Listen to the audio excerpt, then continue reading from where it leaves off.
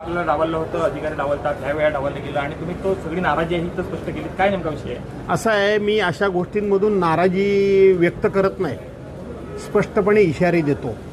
मी आज अधिकाऱ्यांना इशारा देऊन टाकलेला आहे की अशा पद्धतीनं तुम्ही राजकारण करून जाणीवपूर्वक आम्हाला आमच्या कर्तव्यापासून आणि हक्कापासून डावलण्याचं काम करत असाल तर मी अधिवेशनमध्ये तुमच्या विरोधात हक्कभंग मांडेन.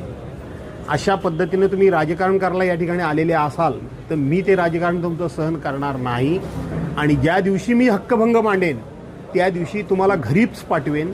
तोपर्यंत मी स्वस्थ बसणार नाही. आम्ही त्यांना अंतिम इशारा दिलेला आहे.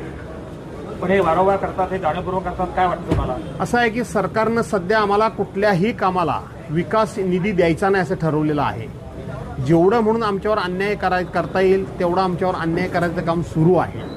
अनेक प्रकारचा त्रास देण्याचं काम हे सरकारचं सुरू आहे.